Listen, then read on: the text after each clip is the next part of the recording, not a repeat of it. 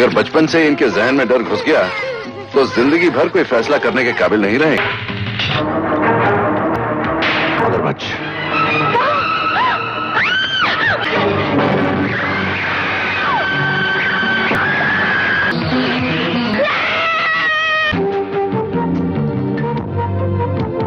दोस्तों, वैसे तो बॉलीवुड की कई फिल्मों ने आपको कोई ना कोई ट्रॉमा जरूर दिया होगा। या तो किसी फिल्म का डरावना सीन आपको आज तक याद होगा, या फिर कभी किसी फिल्म का कोई और ऐसा सीन जिसको आपने अपने बचपन में देखा होगा और वो आपके दिलो दिमाग में छप गया होगा।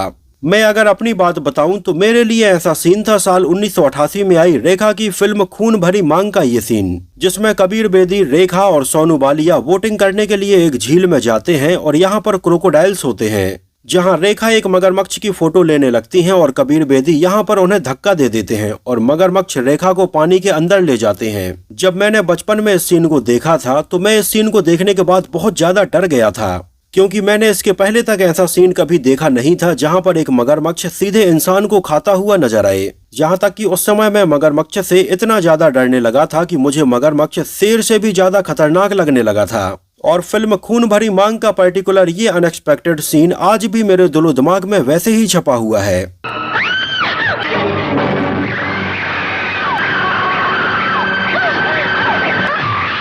और वैसे मुझे लगता है कि ये सीन शायद मेरे लिए बस नहीं, आपके लिए भी कुछ ऐसा ही ट्रॉमा रहा होगा। जिस पर्टिकुलर सीन को आप में से भी कई लोगों ने उस समय देखा होगा और आज भी आप इस सीन को भूले नहीं होंगे। और मुझे अचानक से इसके बारे में याद आया अभी हाल ही में आने वाली फिल्म तू या मैं देखने के बाद, जिसमें भी हमें क्रोकोडाइल का एक ऐसा ही सीन देखने के लिए मिलता है। और मैं अभी 80s की फिल्मों की ही बात कर रहा हूं, तो मैंने सोचा कि चलो एक स्पेशल एपिसोड फिल्म खून भरी मांग के ऊपर भी किया जाए, क्योंकि ये उस समय आई एक महिला प्रधान फिल्म थी जिसने उस समय फिल्म मेकर्स के कई मिथ को भी तोड़ा था।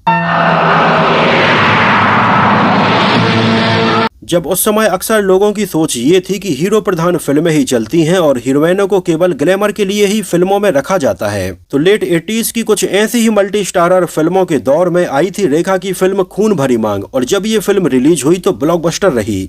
यहाँ तक कि उस समय फिल्म खून भरी मांग ने कैसे जाने माने डायरेक्टर यश चोपड़ा की एक मल्टी स्टारर फिल्म, जिसमें ऋषि कपूर, अनिल कपूर जैसे बड़े एक्टर नजर आए थे, उसको भी पीछे छोड़ते हुए ये इस साल की 5 सबसे ज्यादा कमाई करने वाली फिल्मों में शामिल रही। आखिर क्यों उस समय डायरेक्टर राकेश रोशन ने इस फिल्म को स्टार्ट करने के पहले अपने पूरे बाल मुड़वा लिए थे? आखिर किस बात पर रेखा और शत्रुघ्न सिन्हा के बीच में ऐसी बहस हुई कि आगे चलकर 20 साल तक इन दोनों ने एक दूसरे से बात तक नहीं की? कहां पर फिल्म की शूटिंग हुई है और कैसे इसमें मगरमच्छ वाले ये सीन शूट किए गए थे, इन सब चीजों के बारे में आपको डिटेल से बताएंगे। और हाँ, इस वीडियो में कई ऐसी एक्सक्लूसिव बातें भी आपको पता चलने वाली हैं जो इसके पहले ना तो आपने कभी इंटरनेट पर देखी या पढ़ी होंगी और ना यूट्यूब पर देखा होगा। वैसे अगर देखा जाए तो मगरमच्छ और बॉलीवुड फिल्मों का बहुत पुराना नाता रहा है। जहां फिल्म खून भरी मांग के पहले भी हमें कई बॉलीवुड फिल्मों में ऐसे क्रोकोडाइल्स वाले सीन देखने के लिए मिले हैं, और वाकई में ये सीन भी बहुत ही खतरनाक थे। जैसे फिल्म शान में अमिताभ बच्चन का मगरमच्छ के साथ में लड़ाई करने वाला ये सीन था। इसके अलावा अमिताभ बच्चन की फिल्म गंगा जमुना सरस्वती में भी हमें क्रोकोडाइल वाला एक सीन देखने के लिए मिलता है, जहां पर हमें एक गड्ढे में बहुत सारे मगरमच्छ नजर आते हैं और इसके अगले ही सीन में अमिताभ बच्चन एक मगरमच्छ को अपनी पीठ पर लाद कर ले जाते हैं। और खून भरी मांग में तो हमें मगरमच्छ वाला ये आइकॉनिक सीन देखने के लिए मिला ही मिला था। और आपको बता दें कि फिल्म खून भरी मांग और गंगा जमुना सरस्वती ये दोनों ही फिल्में साल 1988 में आई थीं। तो 1988 में बैक टू बैक ये 2 फिल्में ऐसी देखने के लिए मिली थी जिनमें मगरमच्छ के ये आइकॉनिक सीन नजर आए। इसके बाद मगरमच्छ वाला सीन हमें देखने के लिए मिला ऋतिक रोशन की फिल्म मोहनजोदारो में, फिर आई हसीन दिलरुबा में, यहाँ तक कि हाल ही में आई प्रभास की फिल्म द राजा साहब में भी प्रभास हमें एक मगरमच्छ से लड़ते हुए नजर आते हैं। लेकिन अगर मैं यहाँ पर यह कहूँ कि द राजा साहब में मगरमच्छ बिल्कुल नकली लग रहा था, जबकि पुरानी फिल्मों में देखते टाइम पर मगरमच्छ बिल्कुल असली जैसे लगते हैं, तो कोई गलत नहीं होगा। लेकिन फिल्म खून भरी मांग में ये रिश्ता बहुत ही गहरा नजर आता है, जहां अगर आप आज भी कई लोगों से पूछेंगे तो उन्हें शायद फिल्म खून भरी मांग की और कहानी याद ना हो, लेकिन इतना जरूर याद होगा कि इसमें कबीर बेदी रेखा को मगरमच्छ से भरी हुई एक झील में धक्का दे देते हैं। ये फिल्म रिलीज हुई थी साल 1988 में इंडिपेंडेंस डे के वीकेंड पर 12 अगस्त को, और उस समय फिल्म का डायरेक्ट क्लैश हुआ था यश चोपड़ा की एक मल्टी स्टारर और मच अवेटेड फिल्म विजय के साथ में। हालांकि उस समय लोगों के बीच में फिल्म विजय को लेकर एक्साइटमेंट बहुत ज्यादा था, लेकिन जब ये दोनों ही फिल्में रिलीज हुई तो लंबे समय में फिल्म विजय बॉक्स ऑफिस पर ज्यादा नहीं चल पाई, लेकिन फिल्म खून भरी मांग ब्लॉकबस्टर रही थी। और आपको बता दें कि ये उस समय की बात है जब रेखा का स्टारडम बॉलीवुड फिल्मों से धीरे धीरे फेड आउट होता जा रहा था। मतलब ये ऐसे समय पर आई थी जब रेखा की ज्यादातर फिल्में उतनी नहीं चल पा रही थीं, लेकिन फिल्म खून भरी मांग ने रेखा के करियर को बिल्कुल एक नई दिशा दी थी, जो वैसे तो एक फीमेल सेंट्रिक फिल्म थी और इसमें रेखा के साथ में कोई नामी गिरामी हीरो भी नहीं था। फिर भी उस समय आलम यह था कि फिल्म खून भरी मांग ने उस समय बड़ी बड़ी मल्टी स्टारर फिल्मों को भी पीछे छोड़ दिया था। इसमें हमें नजर आई थी रेखा, कबीर बेदी, शत्रुघ्न सिन्हा, राकेश रोशन, सोनू वालिया, कादर खान, सईद जाफरी, सत्यजीत, टॉम अल्टर और ए.के. हंगल। इनके अलावा हमें इम्पोर्टेंट रोल्स में Raja the horse, Jumbo the dog और क्रोकोडाइल्स नजर आए थे। कि मुझे तुम इस हिसाब किताब के चक्कर में मत घसीटो, तुम ही इस घर की बड़ी हो। अगर उस समय तुम मेरे साथ न होती तो न जाने मैं क्या कर बैठ। जो कुछ हुआ है उसे भूलने की कोशिश। तुम आरती को मेरे करीब लाओगी, बोलो।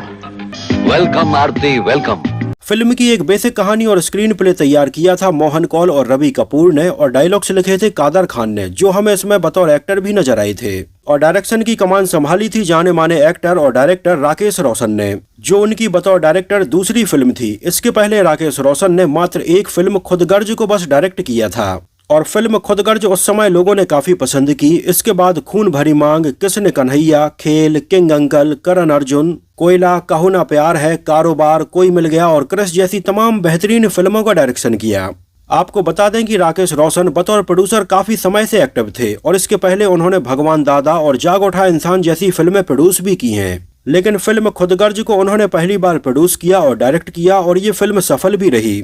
और इसके बाद तो राकेश रोशन ने अपने प्रोडक्शन के बैनर तले जितनी भी फिल्में डायरेक्ट की हैं उन सब का नाम के से ही स्टार्ट होता है, जो उन्हें एक ज्योतिषी ने बताया था, और इसको वो बहुत ज्यादा मानते भी हैं, और उन्होंने अपनी सारी फिल्मों के नाम के से ही रखे। और यहाँ पर गौर करने वाली बात यह है कि उनके द्वारा डायरेक्ट की गई ज्यादातर फिल्में सफल ही रही हैं। आपको बता दें कि यही के से टाइटल रखने वाली सलाह एक ज्योतिषी ने एकता कपूर को भी दी थी, और उन्होंने भी अपने ज्यादातर सीरियल्स का नाम से ही रखे हैं, क्योंकि सास भी कभी बहू थी, कसौटी जिंदगी की, कहानी घर घर की और न जाने कितने सारे।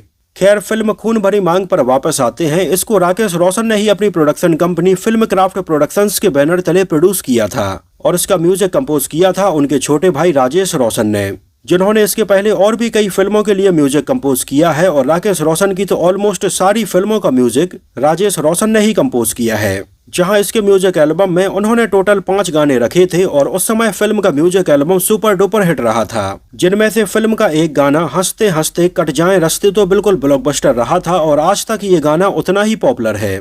इस गाने की खासियत ये है कि ये गाना मेलोडियस तो है ही, और रोमांटिक होने के साथ ही साथ ये गाना मोटिवेशनल गाने के तौर पर भी काम करता है।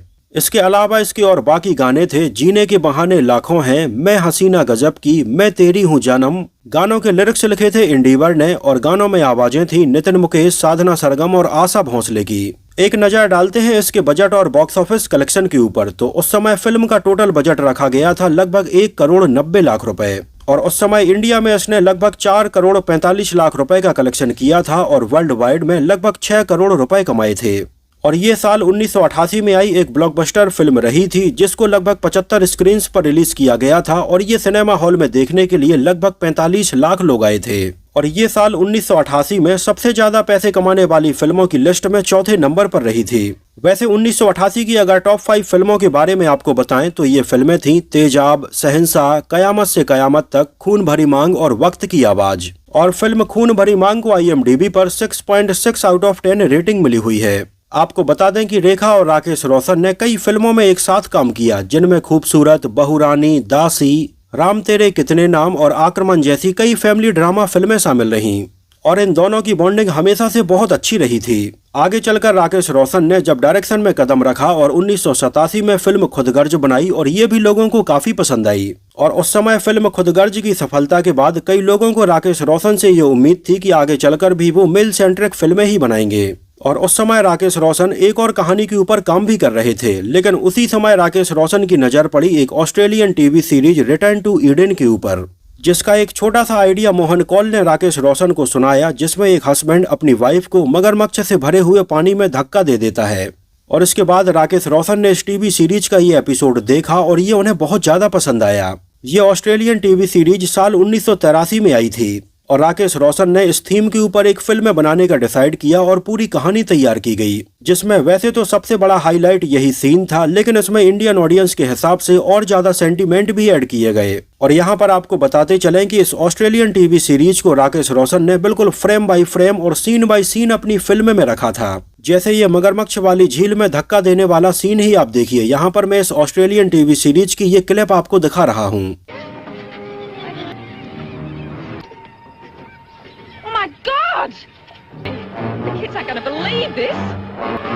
Greg Jones saying that he's...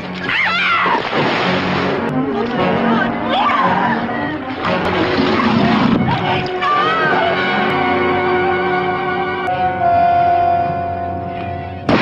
जिसको बिल्कुल फ्रेम बाय फ्रेम और scene bye scene Rakesh Roshan ने फिल्म खून भरी मांग में रखा था। जहां तक कि रेखा को पानी में धक्का देने के बाद ऊपर ये हवाई फेर करने वाला सीन भी इस सीरीज में हमें एज इट इज देखने के लिए मिला था। और आप यहां पर इन दोनों ही सीन्स को कंपेयर करके देख सकते हैं। लेकिन ये कोई ऑफिशियल रीमेक नहीं था। उस समय ऐसे ही कहीं से भी कहानी उठाकर लोग फिल्में बना देते थे और ये एक अनऑफिशियल रीमेक था। और ऐसा केवल एक सीन नहीं था जिसको कॉपी किया गया था, ऐसे कई और सीन राकेश रोशन ने इसमें कॉपी करके रखे थे।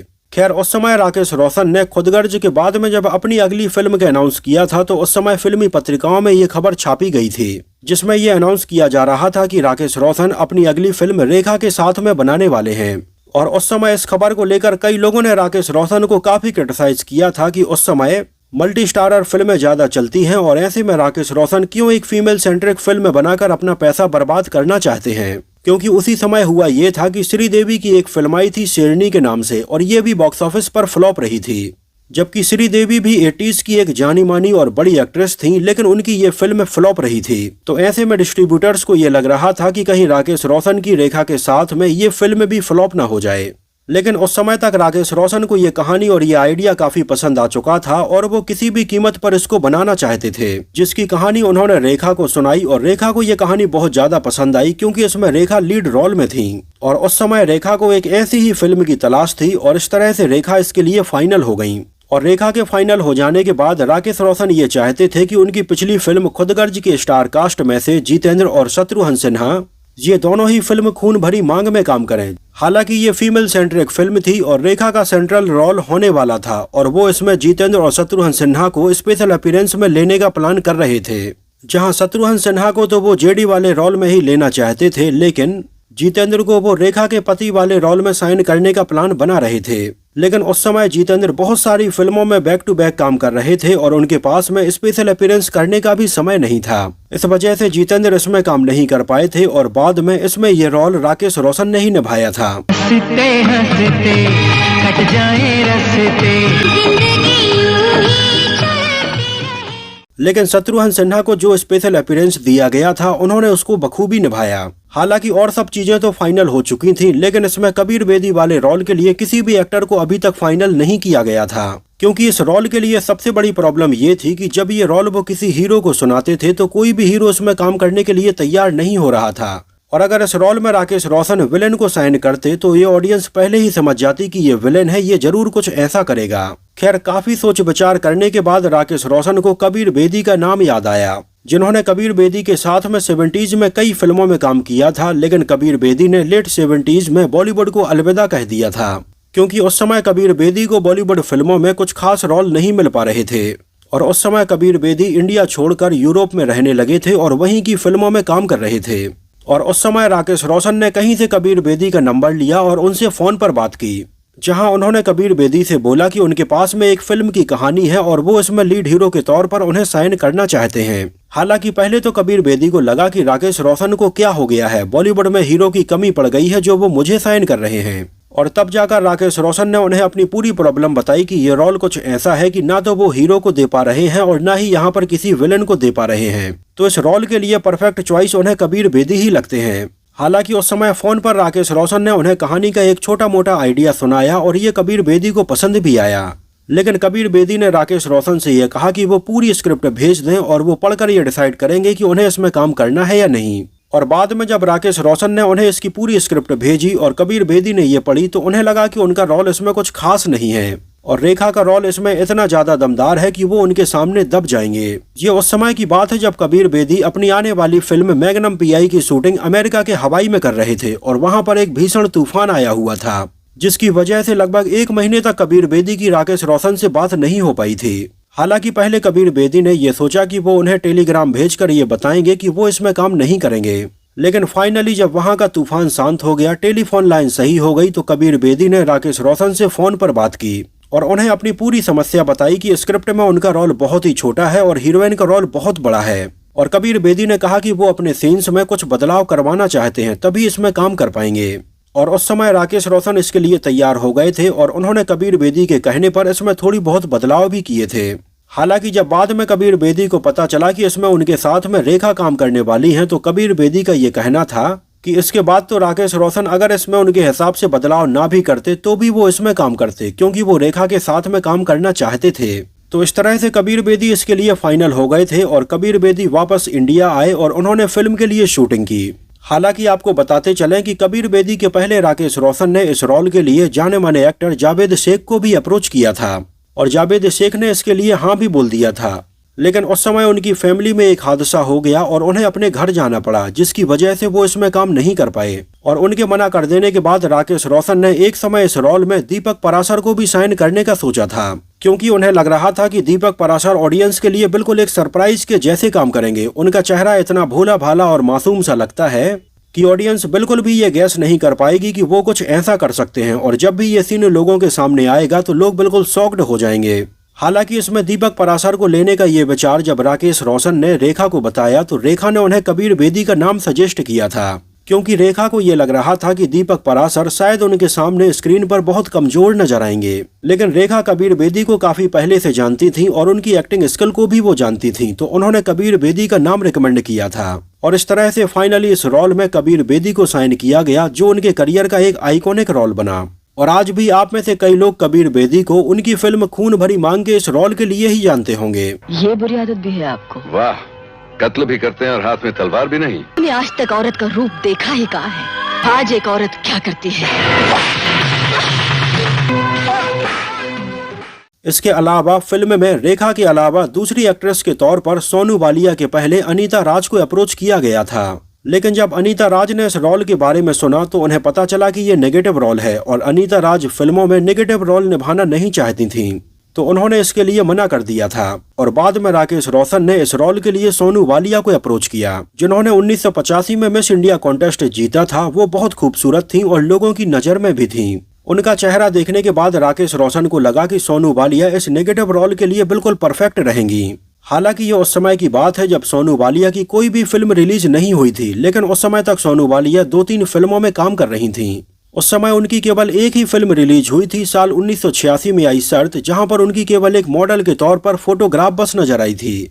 लेकिन उस समय तक सोनू बालिया ने अपनी और आने वाली फिल्मों जैसे आकर्षण और महादेव के कई सीन शूट कर लिए थे और इसके लिए वो डबिंग कर रही थीं। तो उन्होंने राकेश रोशन को अपने स्टूडियो में बुलाया और अपने सीन से दिखाए और राकेश रोशन को ये बहुत ज्यादा पसंद आया और उन्होंने सोनू बालिया को इसके लिए साइन कर लिया। हालांकि राकेश रोशन को अभी भी एक डाउट था कि पता नहीं सोनू बालिया अच्छा डांस कर पाती हैं या नहीं, क्योंकि खून भरी मांग में उनका एक आइटम नंबर होने वाला है। तो सोनू बालिया ने राकेश रोशन को बताया कि वो अच्छा डांस कर लेती हैं और उन्होंने अपना एक गाना भी उन्हें दिखाया। और इस तरह से सोनू बालिया इस नेगेटिव रोल के लिए फाइनल हो गईं और उनकी फिल्म खून भरी मांग उनकी और बाकी फिल्मों से पहले ही रिलीज हो गई, जिसमें सोनू बालिया काफी हॉट लग रही थीं और बहुत ही खूबसूरत लग रही थीं।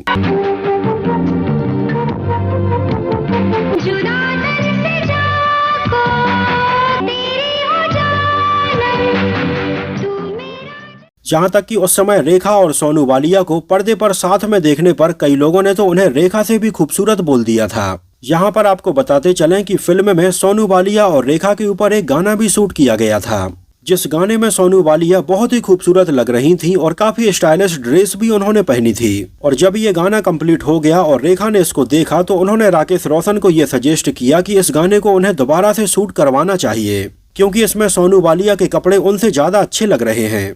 लेकिन उस समय राकेश रोशन ने रेखा की बात को अनसुना कर दिया और जैसा उन्होंने गाना शूट किया था इसको एज इट इज वैसा ही रखा। और फाइनली जब फिल्म खून भरी मांग को क्रिटिक्स ने देखा तो इस गाने को लेकर कई बार बात हुई, जहां कई क्रिटिक्स का ये कहना था कि वाकई में सोनू बालिया रेखा से ज्यादा खूबसूरत लग रही थीं। और तब जाकर राकेश रोशन को ये ख्याल आया कि रेखा ने भी उनसे इस गाने को दोबारा से शूट करने के लिए बोला था। खैर आपको बता दें कि रेखा सोनू बालिया से बहुत ज्यादा सीनियर थीं और सोनू बालिया रेखा की बहुत ज्यादा रिस्पेक्ट भी करती थीं। जहां तक कि उन्होंने फिल्म की शूटिंग का एक किस्सा शेयर करते हुए एक फिल्मी पत्रिका में अपने इंटरव्यू में बताया था कि उनके कपड़ों की बहुत ज्यादा तारीफ हुई थी। उन्होंने बताया कि इसके लिए उन्होंने ये कपड़े अबू जानी और संदीप खोसला के स्टोर माता हरी से खरीदे थे और रेखा ने भी उनकी ड्रेस की बहुत ज्यादा तारीफ की थी। सोनू बालिया ने बताया कि इसमें उनके द्वारा पहनी गई इस ड्रेस के आगे चलकर और भी कई वर्जन तैयार किए गए और उनकी ड्रेस से मिलती जुलती और भी कई फिल्मों में ड्रेस तैयार करवाई गई। मतलब इसमें उनके द्वारा पहने गए कपड़े बिल्कुल ट्रेंड सेटर बन गए थे।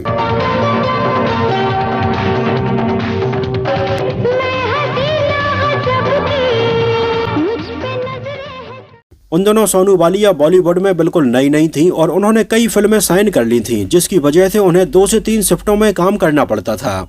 और सोनू बालिया ने बताया कि एक बार तो वो इसके गाने की रिहर्सल में टाइम से नहीं आ पाई और टाइम से न आने पर रेखा ने उन्हें बहुत डांटा भी था। लेकिन इस डांट में भी उन्हें एक बड़ी बहन नजर आ रही थी और ये डांट कोई गुस्से वाली नहीं थी, प्यार और अपनेपन वाली थी। और उन्होंने बताया कि रेखा जैसी लेजेंडरी एक्ट्रेस के साथ में काम करने का उन्हें मौका मिला और ये बहुत अच्छा एक्सपीरियंस था। इसके अलावा जिस समय फिल्म खून भरी मांग बन रही थी उस समय ये फिल्म अपनी और भी बातों को लेकर काफी चर्चा में रही थी और उस समय कई फिल्मी पत्रिकाओं में फिल्म को लेकर आर्टिकल्स छापे जा रहे थे, जहां कई आर्टिकल्स में ये छापा जा रहा था कि फिल्म की शूटिंग के दौरान सोनू बालिया और कबीर बेदी एक दूसरे के काफी करीब आ गए हैं और कहीं ना कहीं इन दोनों के बीच में अफेयर चलने लगा है। जहां तक कि इतना ही नहीं, उस समय रेखा को लेकर भी ऐसी कई अफवाहें उड़ाई गईं। जहां उस समय रेखा के अफेयर की खबरें उड़ी थीं इसमें नजर आने वाले एक्टर सत्यजीत के साथ में, और ये खबरें सुनने के बाद कई लोग हैरान हो गए थे।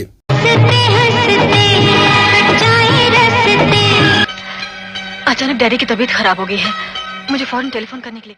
खैर उस समय फिल्मी पत्रिकाओं में छपी हुई इन खबरों में कितनी सच्चाई है या नहीं, इस बारे में हम ज्यादा पुष्टि नहीं कर सकते हैं। वैसे आपका इसके बारे में क्या कहना है कि क्या वाकई में रेखा और सत्यजीत के बीच में अफेयर रहा होगा या नहीं? वैसे उस समय आपको बता दें कि फिल्म की शूटिंग के दौरान रेखा और उनके साथ में काम करने वाले शत्रुघ्न सिन्हा एक दूसरे से बात तक नहीं कर रहे थे।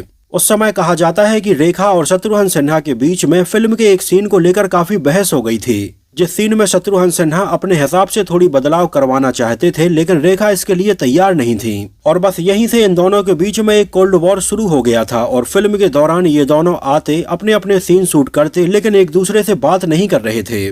और इन दोनों का ये कोल्ड वॉर केवल इस फिल्म की शूटिंग तक नहीं, आने वाले 20 साल तक बिल्कुल ऐसे ही रहा, जिसके बारे में आगे चलकर शत्रुघ्न सिन्हा ने अपने एक इंटरव्यू में बताया भी कि उनके और रेखा के बीच में लगभग 20 साल तक बात नहीं हुई थी। मेरी आंखों में आंखें डाल के देखो और कहो कि मेरी तुम्हें कोई जरूरत नहीं।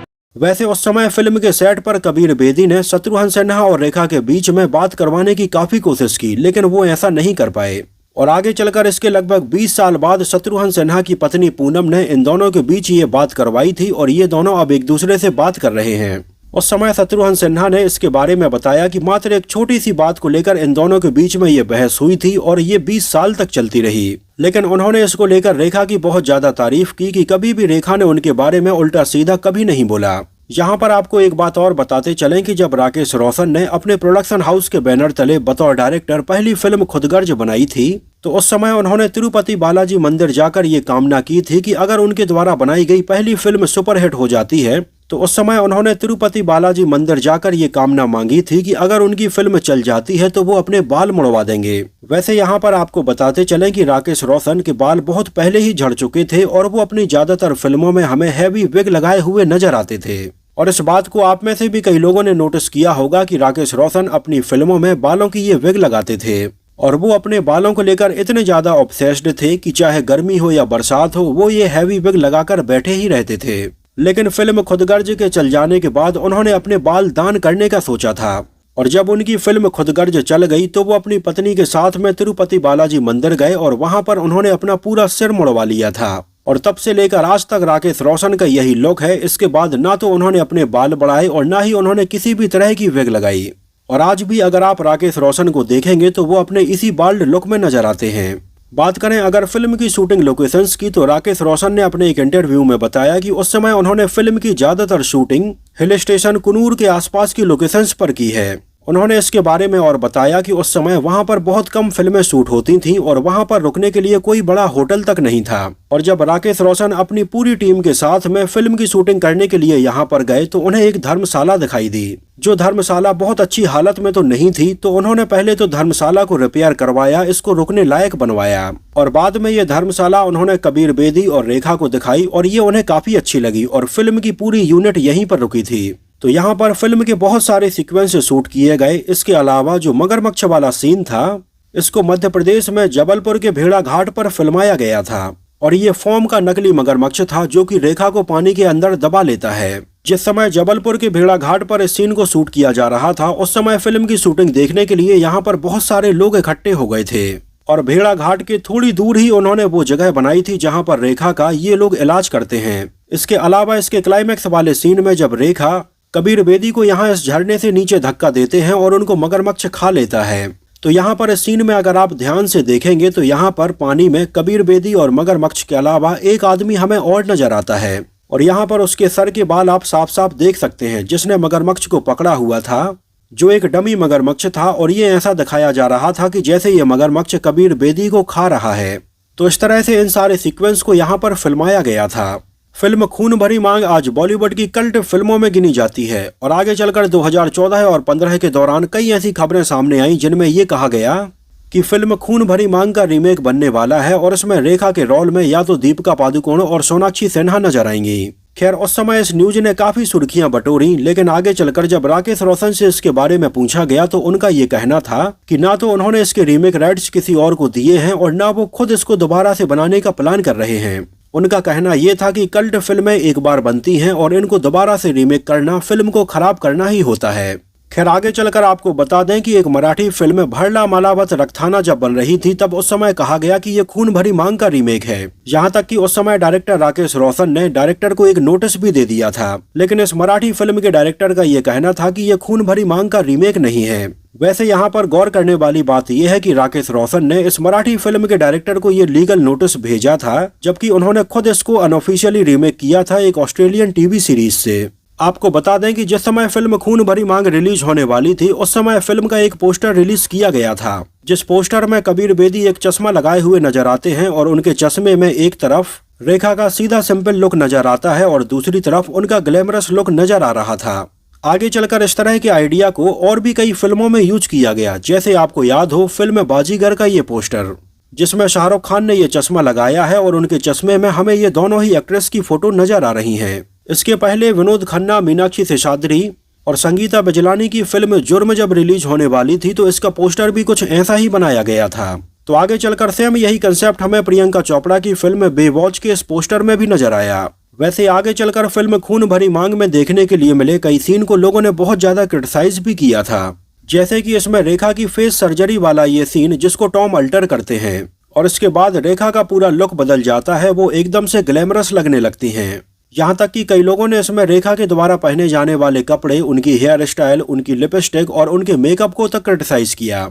तो वहीं कई लोगों ने तो राकेश रोशन के डायरेक्शन में भी बिल्कुल समानता खोज ली, जैसे इसमें रेखा एक बूढ़े आदमी को मिलती हैं और वो उन्हें अपनी कुटिया में ले जाता है और उनका इलाज करता है। कुछ ऐसा ही सीन उन्होंने अपनी फिल्म कोयला में भी रखा था, जहां शाहरुख खान एक हादसे के बाद में एक झोपड़ी में चले जाते हैं और वहां पर लोग उनका इलाज करते हैं और वहां पर उनकी आवाज भी वापस आ जाती है। वैसे कुछ भी कहो, खून भरी मांग एक आइकॉनिक और यादगार फिल्म तो थी, इसमें कोई डाउट नहीं है, जिसमें कबीर बेदी बहुत ही हैंडसम नजर आए, उनकी बॉडी और पर्सनालिटी भी बहुत अच्छी लग रही थी। तो वहीं रेखा के इसमें दो तरह के लुक हमें देखने के लिए मिले और रेखा ने बहुत अच्छा काम किया। तो वहीं सोनू वालिया अपने नेगेटिव रोल में बहुत अच्छी लगी और कई सीन्स में वो बहुत ज्यादा हॉट भी लग रही थीं। आगे चलकर इसके अलग अलग भाषाओं में कई रीमेक भी बनाए गए, जैसे तेलुगु में गौतमी के नाम से, तमिल में इसको थेंड्रल सोडोम के नाम से और कन्नड़ा में इसको ज्वाला के नाम से बनाया गया था।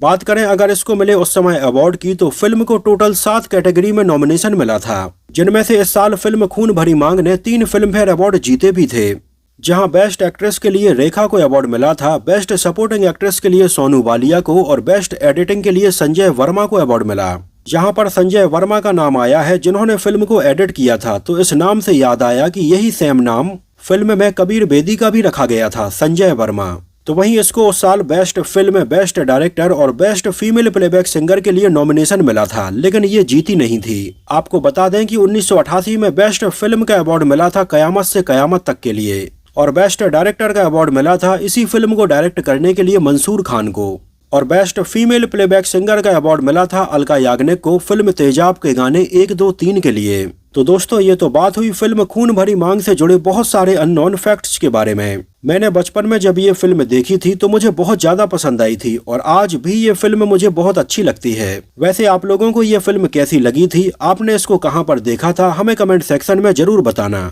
और अगर आप में से किसी ने इसको उस समय सिनेमा हॉल में देखा हो तो हमें सिनेमा हॉल का नाम और शहर का नाम भी जरूर मेंशन करना। तो फिलहाल के लिए इस वीडियो में इतना ही। अगर ये वीडियो आपको पसंद आया हो, मेरी मेहनत आपको पसंद आई हो, तो उसको प्लीज लाइक करके मुझे इस बात का जवाब जरूर दीजिए। तो मिलते हैं किसी नए वीडियो में कुछ और ऐसी ही इंटरेस्टिंग और रोचक बातों के साथ।